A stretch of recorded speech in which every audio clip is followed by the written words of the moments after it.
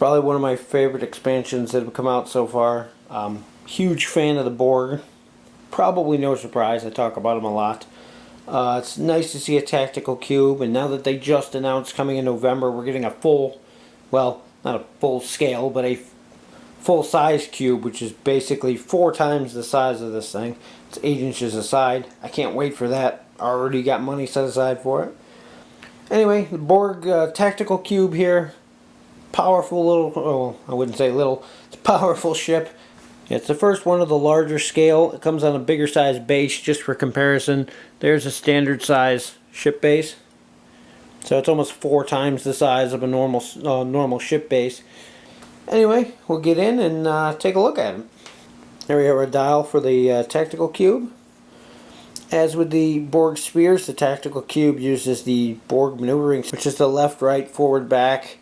The left and right are spin maneuvers. It's quite a speedy ship for its size. I expected it to be slower, but I'm not going to complain. There we have our tactical cube. And the maneuvering, it's almost, if not the same as the sphere.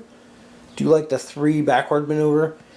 Now there has been a lot of confusion, and the game designers tried to explain it. The left and right arrow maneuvers are your spin maneuvers.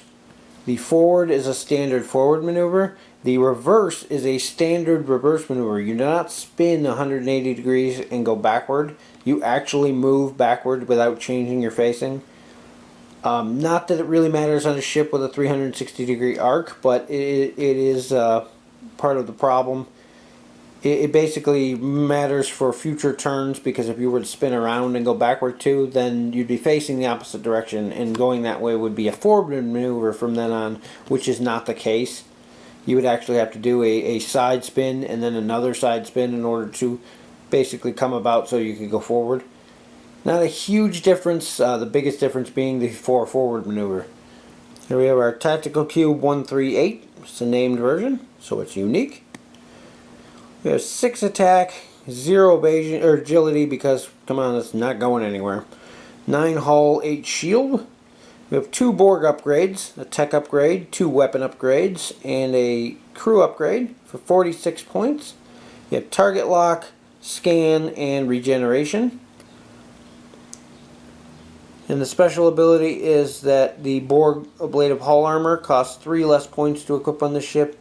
Kind of a lame special ability. I was expecting something more powerful. Not that it's a bad one. Cheaper ablative armor is really nice, but I really would like to see a bigger ability on there, or something else tacked on. Would have liked to see the ability to like regenerate 2 or something. Maybe they're saving that for the large cube that's coming. Here's our Borg non-named. Lose 1 shield, you lose 1 weapon, and it's 2 points cheaper. For captains, the first choice we have is the Borg Queen. Assuming we're going to get a higher version or a different version of her with the Queen Diamond that's coming. I really didn't expect to see her on the Tactical Cube. She's unique. Captain skill varies, but starts at an 8 for this particular one. For 6 points, has an elite talent slot. Once per round, you can discard a drone token to perform an action on your ship's bar as a free action. Always nice. And if another Borg ship is in your fleet when your ship is destroyed, and that's anywhere on the table, there's no range restriction, you can replace that ship's captain with the Queen. And if you do, you discard all of the drone tokens and start her again with a fresh 8. So that's really powerful. Would like to point out that her ability does not work with the Gorn Arena, because if she dies, it specifically says when your ship is destroyed. If she dies on the planet, she's never on that ship for that ability to trigger. So keep that in mind when you're building for that. Next up we have a tactical drone.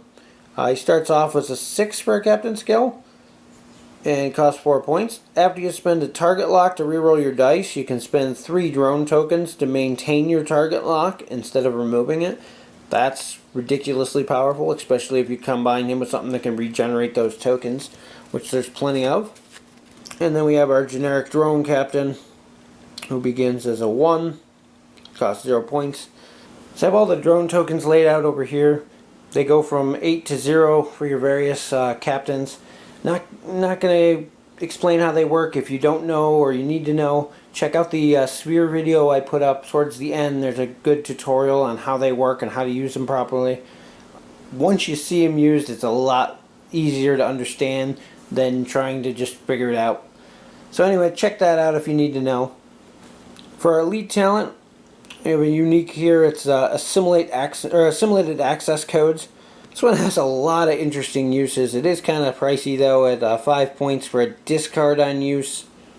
Not sure. I'm kind of iffy always on discards, but as an action, you can discard this, target a ship at range 2 to 3, and then you can discard up to 3 drones. And you disable a number of shields on the enemy on the target ship equal to the number of drones. If the ship is cloaked, you can instead discard 2 drones to flip it to its red side, forcing them to uncloak, and it can only be purchased for Borg captains.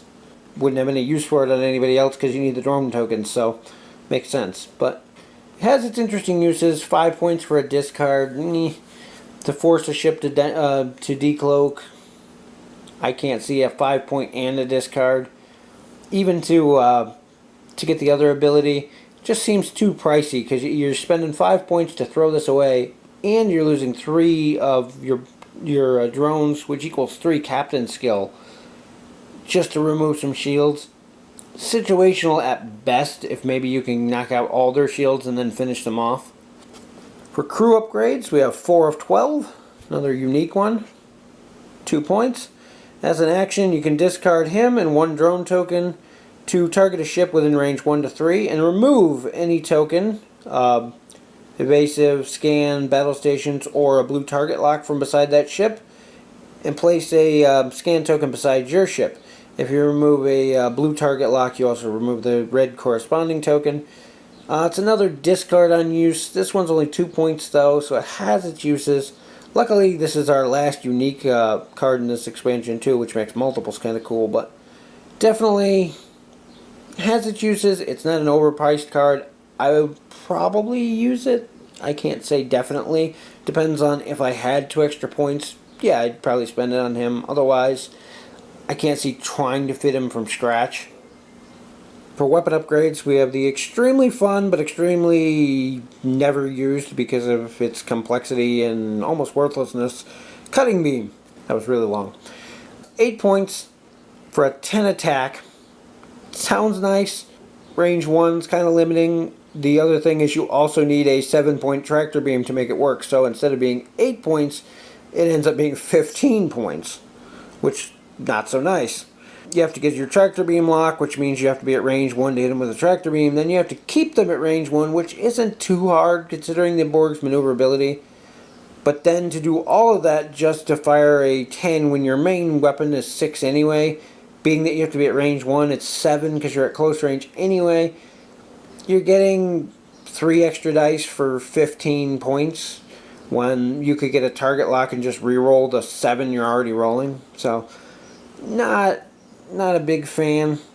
Has its uses, very thematic, even if it's a cool thing where they're cutting a section out of the ship, but just overcosted and too difficult to use in my book. Next up we have Full Assault, which is 6 points. Requires you to disable the card. It's a 6 attack and you can divide it between 2 to 3 different ships. You may divide your dice however you like, but you have to roll at least 1 against each ship. And if you're firing from the tactical cube, it's +3. So you actually get 9 dice that you can split from 2 to 3 different targets.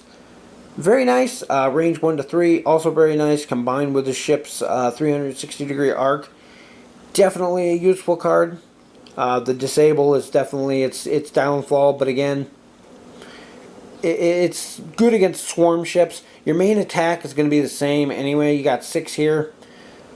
6 is your main attack. If you're shooting things at range and you want to split your fire, the bonus on the tactical cube bumps it up to a 9, which really makes this better than your main attack, but at the same time you have to split it, at least between 2 targets. But you can always do one die against one target and 8 against another, so definitely interesting. Probably the coolest upgrade in this expansion is the Borg missile. Can't believe after all this time they still haven't come up with a better name for that. 6 points. 4 attack, range 1 to 2. You disable this card to perform the attack. It's basically like a torpedo, except it doesn't require a lock, which makes it awesome. And the target ship doesn't take any normal damage from it.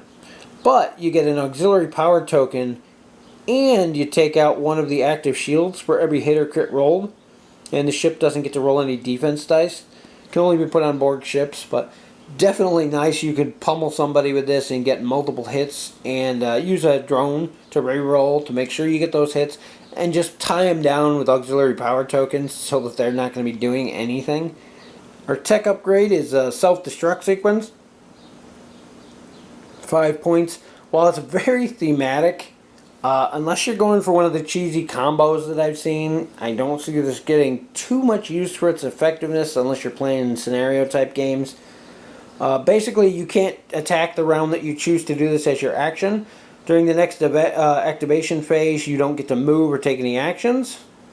And at the end of the activation phase, after all the other ships have moved, your ship blows up. And every ship within range 1 to 3 takes a number of dice equal to whatever your current hull value is. They don't get to roll any defense unless they're currently scanning, which most of them are going to do because they get a turn warning. But at the same time, you start off with a 9 hull. So this attack's doing 9 dice to everything within range 3, and that's friend or foe. Keep that in mind too.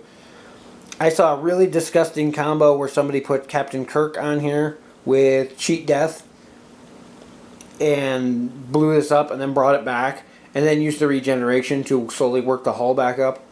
The downside I'm seeing is by the time you're going to use self-destruct, you're already lost your shields, you've lost most of your hull, you're hurting pretty bad, and at that point you're only doing a couple dice damage with this instead of the 9 dice you do at the start.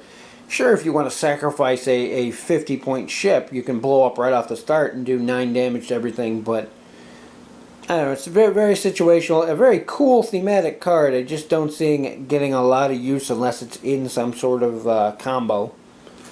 And the reminder token for your self-destruct sequence, which I forgot to show, that you can attack or move the next round. Onto our Borg upgrades, we got the tractor beam. Same as the one that came with the sphere. 7 points, you target a ship at range 1, you put the tractor beam token on it. The Borg tractor beam comes with a little reference card, same one that was with the sphere. If you hit a ship with it, it disables 2 of their shields. If it's cloaked, it removes your cloak and raises all their shields but 2. That's probably the most useful part of the tractor beam. And then during the movement phase, they can't choose a maneuver greater than 2. And if they get outside of range 1 of the ship, it breaks the tractor beam. The Borg ablative hull armor, same as the ones that came with the sphere. Gives you an extra 4 hull, converts crits into normal hits. Does not count towards your hull for things like the self-destruct sequence. So before you think of that as a combo, nope, it doesn't work. Normally costs 10 points. On the named sphere, you're looking at 7, or named tactical cube, you're looking at 7 points because of the bonus. Really think the bonus should have been a little more for this, but hey, if that's all they were going to give it for an ability, maybe it should have been 5. And our new Borg ability, our Borg upgrade that came with this ship is the Borg alcove for 4 points, and it lets you, as an action, add a drone back to your captain. Can't exceed the number of drones your captain started with. Anyway, it's a nice alternative to 7 of 9. A little bit cheaper point-wise to let you regenerate drone tokens after using them. Aside from all the cards, the ship itself doesn't really come with too many extras. We have Target Lock LL, 2 disable tokens. We have the Borg tractor beam tokens. They have B on them this time. There's a scan token, your auxiliary power and critical. You have your 8 shields and your various drone tokens. Mission this time around is deliver the nanovirus. It's kind of funny because it's a Federation-based mission on a Borg ship, but hey. The basic plan is that a Federation ship has to board the Borg tactical cube and drop off a nanovirus and then get away. The Borg alternatively have to destroy the Federation. Even if they get infected with the virus, they can self-destruct, and if they damage the Federation ship afterward, they still win. Expansion also comes with a additional rules card, which explains how Regenerate works. Lets you regenerate 1 hull, even if it's crit. at the cost of your action. Talks about the spin maneuver. As we mentioned, the left and right maneuvers are spin maneuvers, and it's in the very first sentence on the card even. Spin maneuver, left or right. The rear maneuver is still considered a rear maneuver, just like any other ship. The only difference between this and the spheres is that you're going to be using a 2 forward maneuver to put next to your ship when you spin instead of a 1, just because of the larger base. Talks about Borg upgrades and a quick explanation of the drone tokens. Again, as I mentioned earlier, if you're not familiar with how the drone tokens work, rather than read this and try to figure it out, it's a lot more complicated than it really is.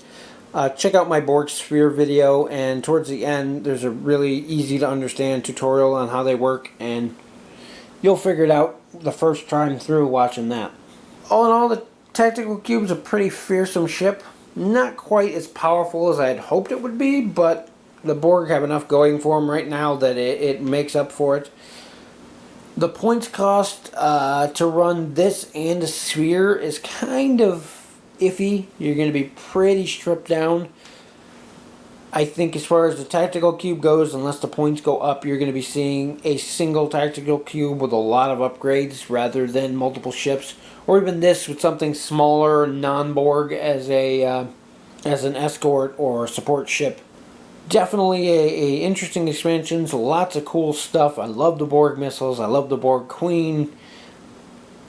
Not so much on some of the other things. Assimilated access codes is kind of iffy at its points cost, but definitely all around a good expansion and a lot of cool new stuff to add to the Borg. And I'm just excited and can't wait for our big cube to come out in November.